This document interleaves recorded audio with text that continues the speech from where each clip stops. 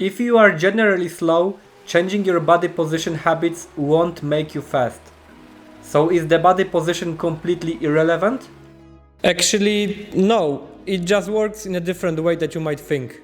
When it comes to the lap times, body position will help you go faster, but only if you're fast enough already to benefit from it.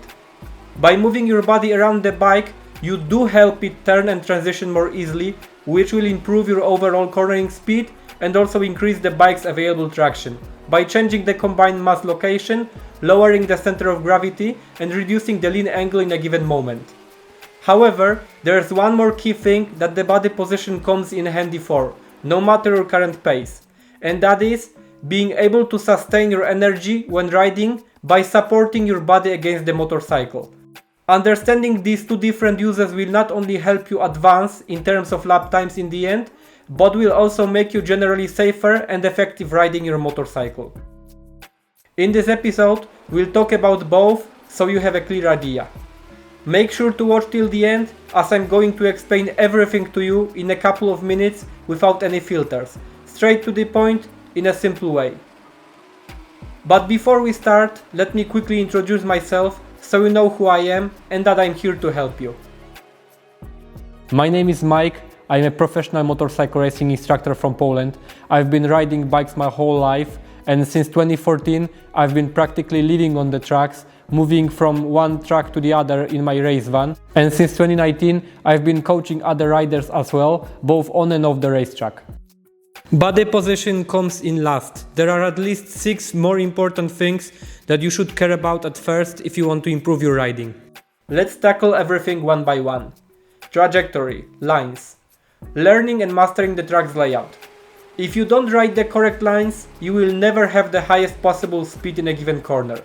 Moreover, you risk crashing in random, non-obvious spots, for example by using a lot of lean angle or collecting the dirt from the less ridden areas of the racetrack. Consistency, lap times and safety margin. Being able to replicate your perfect lap. It's a nice feeling to see your personal best on the lap times board. But if your consistency is not existent and you're not aware how you actually did that one good lap, it means nothing is under your control. And it should be, at all times.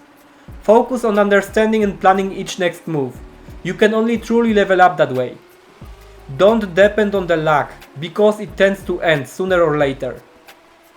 What a motorcycle needs from you: optimal geometry and rider inputs, like throttle, brakes, mass and traction management. When you're on the brakes, the bike wants to turn. When you apply the throttle, it usually wants to stand up and go wide.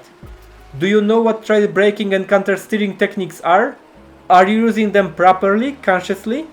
If not, then it's high time to learn new things. I've got a video about that already. If you want to see it, check the links in the description. It's there. Eyesight and reference points. Where and what you're looking at in a given moment. In order to plan the next move, you should know where and what exactly to look at when riding. Having certain points of orientation, called reference points, really helps on the track. Do you want me to make a dedicated video on this topic? Let me know in the comments. Cornering speed and using the bike's lean to turn in. Up to a certain point, you can really speed up simply by training hard and mastering things that we've already covered. But eventually, the body position will be necessary for you to go even faster. We'll talk it through later in this video.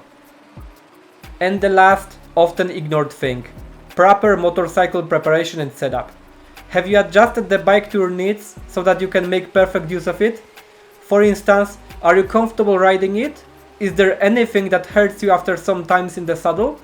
Is that your riding technique fault? Or maybe the bike is set up for a guy 30 centimeters taller than you. Simple things like the handlebar width, lever position, seat or footback height make up for problems like that. I've got a video on that topic already and you'll also find it in the description. Now let's talk body position. How much and why you actually need it. First of all, it's about comfortable and relaxed ride. Knowing how to properly sit on the motorcycle and support your body against it will immensely help you stay relaxed, riding smoother and thinking fresh. If you are uncomfortable when riding your bike, even by a tiny bit, then you are unable to focus on all the important things that you should be doing. Use the tank to rest your chest and arms while keeping your body planted by squeezing the tank. That matters the most in every single second of riding hard on track. Having a proper tank grips really helps with that. Eventually, it stops being a physical workout and becomes a pleasure. Until you want to speed up even more. Each time, it's a new mental and physical challenge. It's time to discuss how to go even faster by adding an active body position into play. I won't be talking details or complicated physics here, let's just simplify this case as much as possible. The more of your weight you can put into the turn, the less lean angle the bike will have to use in order to make it. The faster you move your body around, the faster it will change direction. The lower the weight will be, the better for the stability. Usually, you want to help ground the front end of the bike, thus lean not only to the side of the bike, but to the front in the same time. Imagine looking outside the mirror. Another important thing is that you should never use the handlebars to move your body around the motorcycle. When riding on the track, you should use your legs and the bike's momentum to move from side to side. Being more on the toe side of the foot will help you use your leg muscles more efficiently. You can try that basic movements on your own motorcycle in the garage, just make sure it won't fall. And you can probably already tell that I'm not separating myself from the tank by like a fist or so, while most of the coaches tell you to do that. That's how I do it. I'm close to the tank all the time. That's how I'm teaching my students to do. If you're curious about this topic, let me know in the comments, then I will make a detailed video about how I sit on the bike. In the end, if you want to go as fast as possible for you and your machine around the given turn, you'll need to master everything that I told you about to be able to. If someone says the body position doesn't matter at all, he's simply wrong. The riding technique has certainly evolved since riders like Mick Doohan. Actually, you can check how, for example, Valentino Rossi's body position has changed over the years. That's because now, having all that traction and overall technology at the current level, using your body position is crucial to be able to ride efficiently. That means as fast as you really can, because there's always something to improve. However, if you're a beginner riding slow, master the fundamentals in this video before obsessing over body position. It can still help you right now, but think of it as a tool for smoothness, not a shortcut to speed. If you'd like me to help you level up your riding, we can train together on the simulator or work together online. Check the description on how I can help you improve. If you enjoyed this video, please give me big thumbs up and subscribe to the channel not to miss the future content.